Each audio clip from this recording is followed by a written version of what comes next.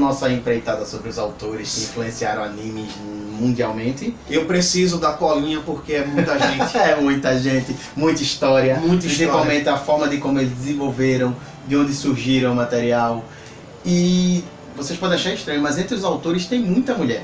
Certamente. A gente falou da Rumiko, Sim. temos também outra também muito conhecida, Naoko Takeuchi.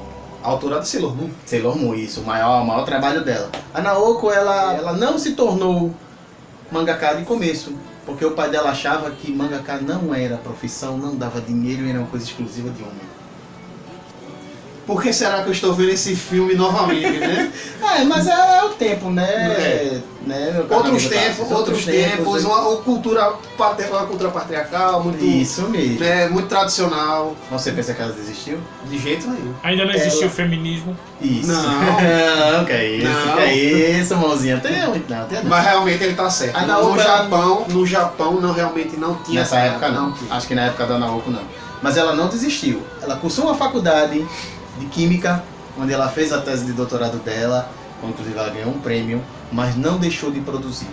Se juntou a uma editora, a Kodansha, e começou a produzir. A princípio, o trabalho dela era chamado Codename Sailor 5. Só tinha uma Sailor. E elas vestiam aquele uniforme que lembrava justamente o tempo de colegial dela, do Sim. grupo de astronomia dela. Usava aquele uniformezinho, aqueles coloridos que você vê em Sailor Moon. E cada cor representava um clube lá dentro, né? Um Isso, grupo de estudantes lá dentro. Isso mesmo. E outra curiosidade também da Naoko é que quando decidiram pegar o Codename Sailor 5 para transformar no anime, foi que ela surgiu a ideia de botar mais 4 Sailor Senshi e transformou-se no que a gente conhece hoje. A Sailor Moon que a gente tanto gosta. Tanto gosta e com diversas temporadas. Pra quem não é tanto da época e assistiu o anime sem os cortes, e passou o anime sem cortes na televisão aberta, Isso mesmo. Bons tempos, né? bons tempos. Bons tempos. Porra, Os minimis era muito Então, menos. Se quem assistiu a série por completo, que a série passou, acho que se não me engano, até a 5ª temporada na televisão. Então, vocês devem ter percebido que duas das Sailors eram relativamente próximas uma da outra. No Brasil, isso foi meio que maquiado, mas dava para perceber, eles não cortavam tanto. Na segunda vez que foi ao ar, aí a tesoura, né, reinou. Claro. A tesoura reinou. E os diálogos também reinaram. Eu não esqueço nunca um pirulito que sai fumaça, pô. Pois é. Isso não é por acaso. As duas Sailors que apareciam, elas sim eram um casal na história original. Que, por sinal, adendo na Sailor Moon, que fala a respeito das estrelas fugazes, gente. É um anime muito bom. Quem não assistiu ainda essa temporada das Sailors, eu aconselho, porque aparecem, tipo, as Sailors mais fortes do que as Sailors que a gente conhece, mas que ainda assim, elas sozinhas não conseguem fazer, tipo, o desfecho. Ainda assim, tudo acaba voltando para o Usagi e, tipo, elas têm que estar juntas para que todo o resultado final saia e que tudo seja maravilhoso. E é isso. E foram felizes para sempre. E uma curiosidade que agora, já que a Bolinha levantou essa questão, o nome original da personagem principal de Sailor Moon, que aqui a gente conhece como Serena Tsukino, esse é o nome colocado nos Estados Unidos e colocado para cá, para o Ocidente. O nome dela, na verdade, é Usagi Tsukino, que significa coelho. Exatamente, a respeito da lenda do coelho branco da lua. Isso. Então, assim, seguindo a lógica da lenda, seria a Serena, né? A Usagi seria o coelho branco da lua, no caso a princesa Serena, que também, de acordo com a mitologia grega, é a deusa Selene, é a deusa da lua. Exatamente. Eles Ah, eu estudei, meu filho! Me respeita! Sou formada em Sailor Moon e Vamos ser TV Moon, estamos falando muito da Naoko e do trabalho dela. Vamos continuar. Tem mais gente. Bolinha, obrigado. Cheiro pra Aí você. te ama. Primeiro. Nós te amamos. Segue o bonde, cara, fala do outro. Certo. Quem é o próximo? Hirohiko Araki. Que é aqui nosso amigo Hirohiko. Somente o anime mais fashion que existe, um anime... Cara, eu ouso dizer, é um anime pra macho. É pra macho mesmo. É um anime pra macho, né? Todo Ah, mundo que consegue ficar naquelas poses e de a galera parar assim, esse cara é estranho. Colorido, Colorido, roupas exóticas. Roupas diferentes. Isso. Estamos falando do autor de Jojo Bizarre Adventure. Jojo. Pra quem não sabe, a maior obra, eu acho que talvez é a maior obra dele, é a maior, de longe. Foi o Hirohiko, ele se aprofundou muito em moda, em bandas da Europa e aqui do Ocidente em geral.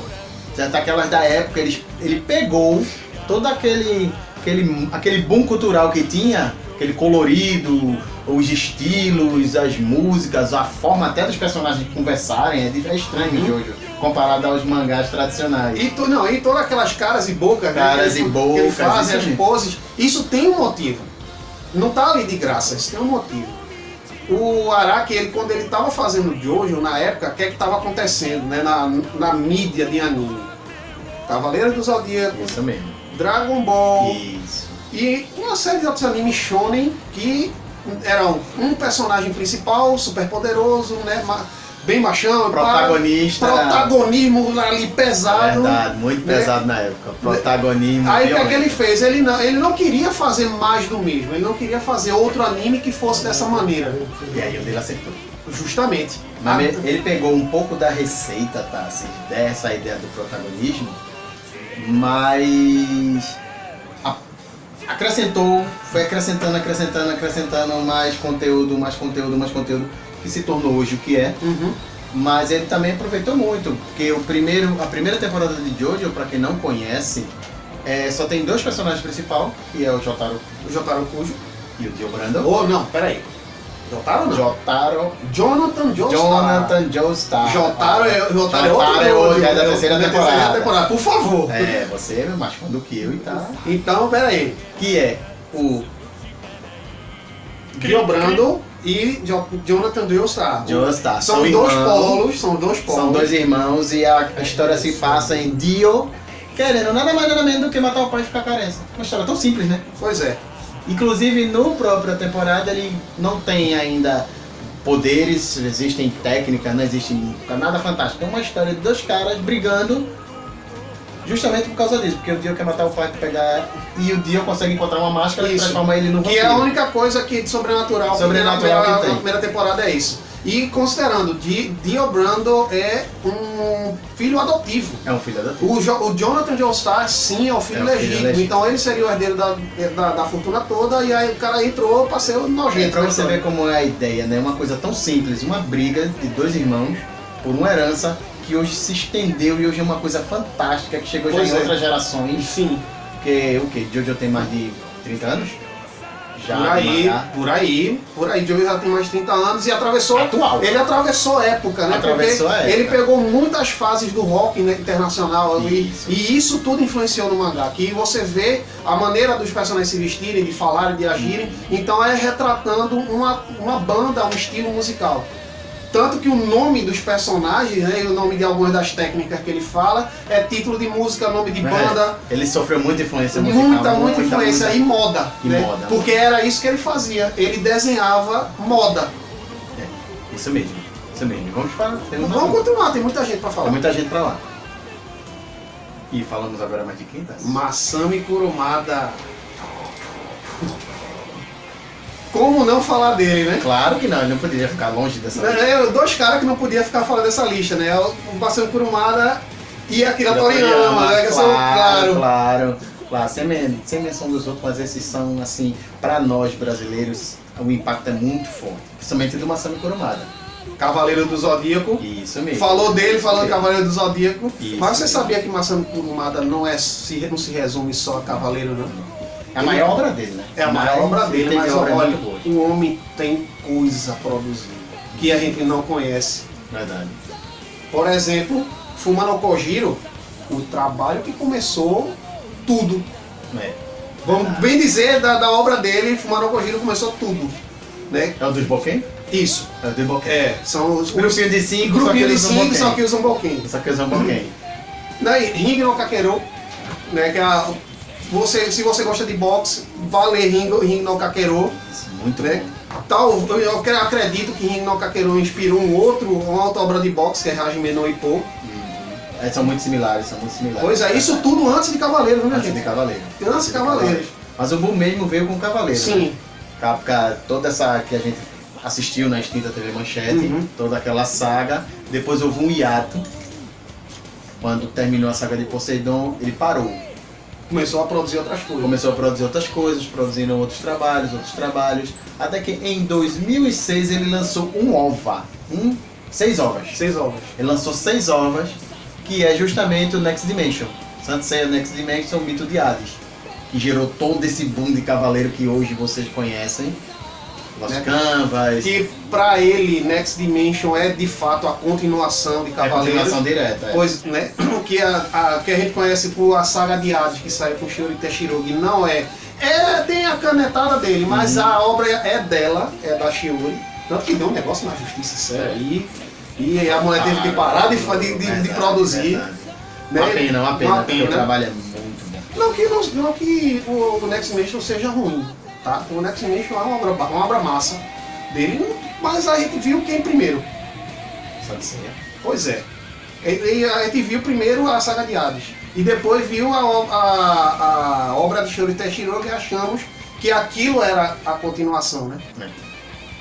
Mas pois é, infelizmente. Uma obra tão bonita, tão bem trabalhada, tão rica que você se impressiona com aquilo.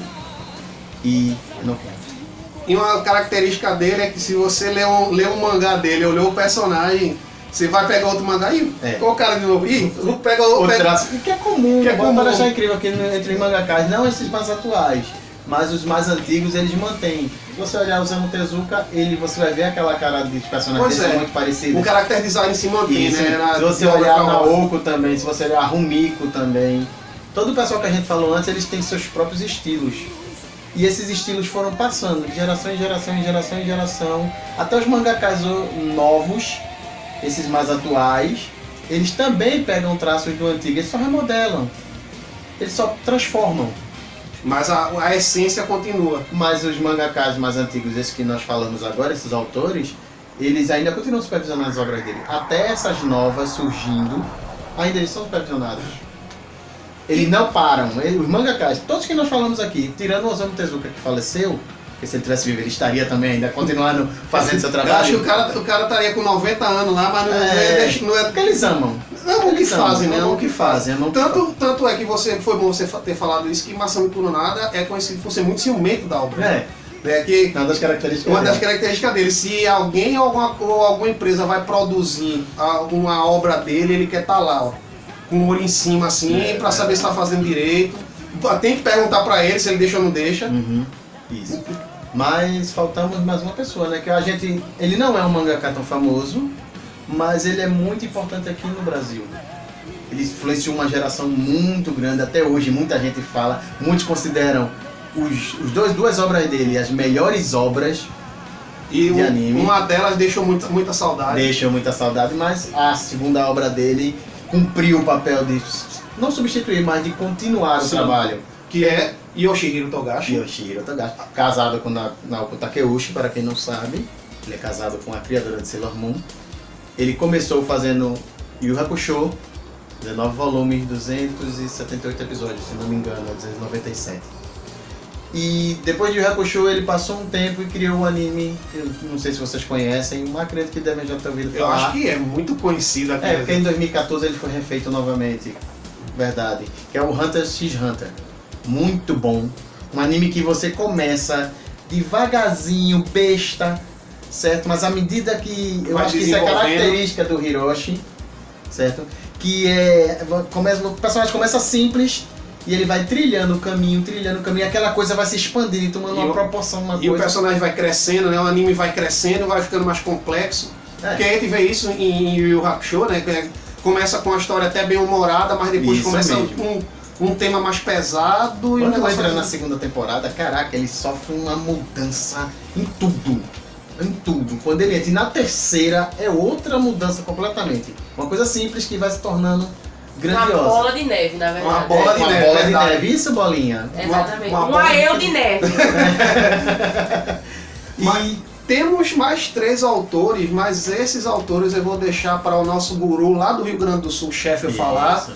que é o Eiichiro Oda, Masashi Kishimoto e as meninas da Clamp. Vai daí, chefe. Fala aí, meu filho. E aí, chefe aqui de novo. Eu vou estar falando sobre três autores de mangá e anime. Eu vou estar falando sobre Masashi Kishimoto, Eiichiro Oda e a Clamp. Certo? Então, Masashi Kishimoto. Kishimoto ele surgiu como autor lá por 98, certo? Com uma sériezinha pequenininha de mangás que ele fez, que lhe rendeu um prêmio Hot Step, certo? Que foi com o mangá Karakuri. Ele não tem assim muitos trabalhos, mas normalmente os trabalhos deles tem uma certa alcance maior por causa disso, que eles mangás longos, ele só fez 3, foi Karakuri, Naruto e o trabalho mais novo dele, que é Samurai 8, certo? Então, Naruto, né? Esse mangá aí que foi de 97 até 2014, né? Teve 2 séries de TV, que foi Naruto e Naruto Shippuden, né? Naruto teve 220 episódios e Naruto Shippuden teve 500 episódios, contando a história aí do garoto chamado Naruto que queria ser o chefe da vila. Não, espera, isso soou meio errado. Mas enfim. Então, a Clamp não é exatamente um único autor, é um grupo de autoras, certo? Atualmente ela é formada por 4 autoras, que é Nanase Okawa, Mokona, Tsubaki Nekoi e Satsuki Igarashi, certo? Eles começaram, a Clamp começou em 87, eles tinham mais de 12 integrantes e foi diminuindo até o ponto em que elas estão hoje, certo? Então, alguns trabalhinhos da Clamp, né, que todo mundo, a maioria das pessoas que curte bastante anime deve conhecer, né, que são Shobits, Guerreiras Mágicas de Ray Earth e Sakura Card Captor. Elas também têm colaborações em outros mangás, tem uma porrada de doujinshis, certo? Tem alguns trabalhinhos mais curtos também, mas esses 3 aí são os maiorzão, certo? Então, Card Captor Sakura, certo? Eu considero um dos maiores trabalhos delas, né? Ele teve 2 mangás, certo? O primeiro mangá, que é Sakura Card Captor, ele foi de 96 até 2000. E tem a segunda versão, que é o Clear Card, que começou em 2016 e continua indo, certo? Mesma coisa, animes, certo? O anime de Sakura Card Captor, certo? Ele teve o primeiro, que passou inclusive aqui no Brasil, na Rede Globo, na época da antiga TV Globinho, teve 70 episódios. Eu não acho que eles estavam em ordem, eu não tenho assim certeza, porque foi entre 98 e 2000. E teve o trabalho mais novo, que é o Clear Hand, que é o Clear Card, né? Que também é do mesmo estúdio. As 2 versões do anime foram feitas pela Madhouse, que tem 22 episódios, é mais curtinho, certo? E como é que eu posso resumir assim em poucas palavras Sakura Card Captor? Do mesmo jeito que eu resumi Naruto, é o seguinte: é a história de uma garotinha, certo? Sakura, que a função dela, por causa, é encontrar cartas mágicas e mantê-las seguras, porque essas cartas fazem bobagem quando elas estão sem dono, assim, sem estarem seladas num livrão lá. E então, por último, eu deixo Eiichiro Oda, certo? Qual foi o principal trabalho de One Piece? Tem algo One Piece. Mas não tem mais. Tem. Então, Eiichiro Oda, ele começou, certo? Lá pra trás, lá, com vários one-shots, certo? Ele começou em 92, escrevendo one-shots. Ele começou com um one-shot chamado Wanted, que é meio que uma historinha assim de cowboys. Rendeu a ele o Prêmio Cultural Osamu Tezuka, certo? Segundo lugar no Prêmio Osamu Tezuka, que é um dos maiores prêmios de literatura do Japão. Ele também fez, até 96, ele escreveu mais 4 one-shots, que ele escreveu God's Present for the Future, Itsuki Yako, Monsters e Romance Down. Romance Down, que é uma das principais inspirações para a trama do que viria em 97, que é o One Piece, que segue aí até hoje.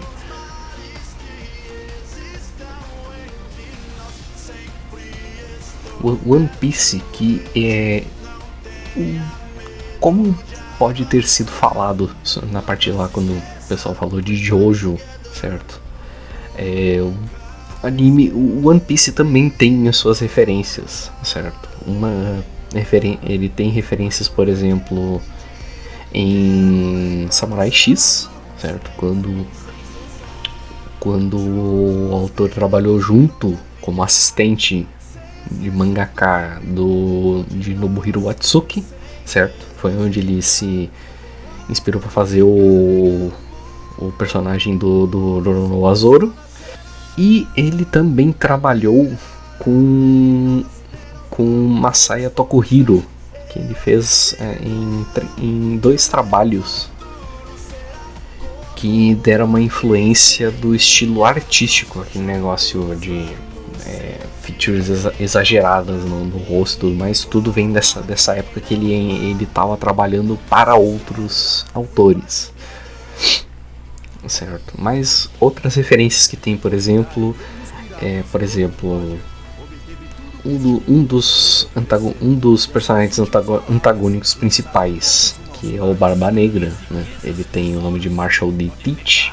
O nome Marshall vem do rapper Eminem, que o nome verdadeiro é Marshall. E há outras referências, como design. 3 vilões que aparecem em One Piece, Enel, Django e Spandan, eles são respectivamente o Eminem, também, Michael Jackson, e o último, ele é inspirado em um lutador da WWE das antigas, chamado Mankind. Deve ter aí a cara aí aparecendo dos dois aí para comparar, assim. Mas sobre o que fala o One Piece? One Piece, também sendo altamente reduzido, ele conta a história de um outro rapaz, é o seu típico shonen, né? Que o objetivo dele é encontrar o tesouro de nome One Piece, certo? Que foi escondido em algum lugar lá do mundo deles, lá pelo antigo rei dos piratas, que se chamava Goldie Roger. Então, e eu estou falando um pouquinho mais porque, tipo, One Piece eu acho que ele atualmente é um dos meus animes favoritos. Atualmente. Ele começou em 99 o anime, continua até hoje, e ele tem 923 episódios. É coisa pra caramba. Essa foi minha pequena interjeição. Devolvo para vocês que estão aí daqui das partes austrais do Brasil. Valeu! Final. Gente, se vocês acharam que a gente esqueceu algum mangaka, algum autor de anime mais atualizado, Tassis? A gente não esqueceu. A gente vai deixar esses animes mais atuais e atores de hoje em dia para falar na próxima semana. Isso, nos futuros, né? Porque o tema é os animes atuais versus animes clássicos. Isso aí. A gente vai dar uma olhada como era feito antes, né, os animes de antigamente, e vai comparar com os de hoje em dia. O que é que mudou? É verdade. O que é que se manteve? Muita coisa mudou, tá? Será que o tipo de anime, Até a forma de contar a história é diferente? Modificou, acredito Pois que é. sim. Então não se preocupe se você achou que o seu autor preferido, o seu anime preferido não entrou na lista hoje dos autores, que esses daqui são os percussores, são aqueles que começaram a estradinha. Tudo começou neles. Tudo começou neles. A gente decidiu falar mais hoje, basicamente nesse episódio, sobre eles por causa disso, porque eles começaram os tijolos. Mas a gente vai avançar e vamos chegar em um momento muito mais distante até os dias atuais sobre isso. Então continua seguindo a gente, porque esse assunto vai correr o mês inteiro. É um assunto que vai só subir, ele vai se ampliar até a gente chegar na live no final do mês. Isso. Porque a ideia é essa, a gente vai começando do começo mesmo, vai prosseguindo a história até chegar nos animes de hoje. Até chegar nas histórias de hoje e até chegar no ápice da E live. falando... Preparem as perguntas pra live. Prepare as perguntas pra live. Não só pra live, comenta aqui, ó. Comenta aqui embaixo. Comenta aqui embaixo, cara. Siga nossas redes. Siga nossas redes. E vamos agradecer a todo mundo que comentou no vídeo passado. Isso. Obrigado, gente. Valeu, gente. Vamos agradecer ao pessoal que curtiu. Puxa, valeu, gente. Realmente, só a série de RPG teve uma ótima aceitação. Valeu pelos comentários. Os Obrigado. inscritos. Os inscritos, certamente. Verdade. Os inscritos, continuem, divulguem, compartilhem, comentem. Isso é de extrema importância para nós. Nosso trabalho é gratificante quando a gente vê uma curtida, quando a gente vê um inscrito novo, quando a gente vê uma pessoa compartilhando. Isso nos motiva a continuar o nosso trabalho. E esse tema que escolhemos é um tema muito amplo, então a gente está inteiramente dedicado, procurando curiosidades, vamos, como ele falou, seguir, avançar. A proposta nossa a falar sobre anime é isso, o anime começou num ponto e vamos terminar em outro. E o ápice na live. Exatamente. Isso. E não deixem de nos seguir, nossas redes sociais. Dá o hit ali, ó, no like. Isso mesmo. Badala o sininho. Badala o sininho. E, gente, até mais. Até semana que vem. Até semana que vem. Tchau.